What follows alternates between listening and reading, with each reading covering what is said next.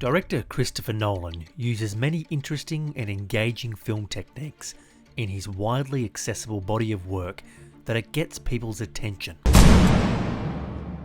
Good evening, ladies and gentlemen. The online debates as to the worthiness of Nolan's filmmaking skills and on whether to call him an auteur or not are reason enough to dig a little deeper and explore what makes his films so interesting.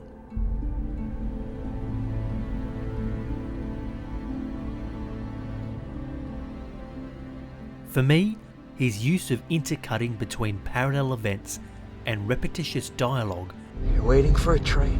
works as a glue to bind his films together in what seems to be a seamless piece. Something that only on repeat viewing becomes clear that it was never so seamless, but rather an illusion of seamlessness. I thought they killed you. Not yet. This illusion is something described blatantly in some of his films, most notably The Prestige, Every magic trick consists of 3 parts, or acts. and utilised simply across technique and story as ambiguity. Some filmmakers, like Andrei Tarkovsky, would use ambiguity to leave a question behind whose answer can be terrifying, mystifying, or, importantly, could be diminished if the answer is laid out in plain sight. Tarkovsky's questions were the structure of his films.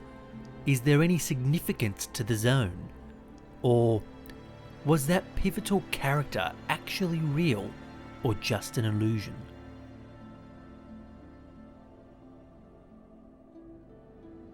Perhaps Nolan learned from Tarkovsky. It's not too far a stretch considering his admiration for a similarly philosophical filmmaker, Terrence Malick. But Nolan uses it in ways that the everyday moviegoer can appreciate.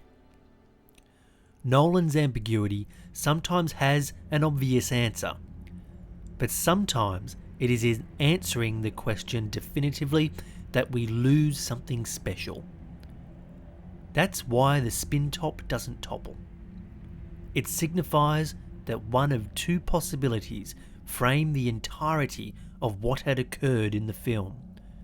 The magnitude of that uncertainty is something that makes the viewer's decision of which had occurred all the more important. That's the case sometimes, and other times the terrifying reality is too much.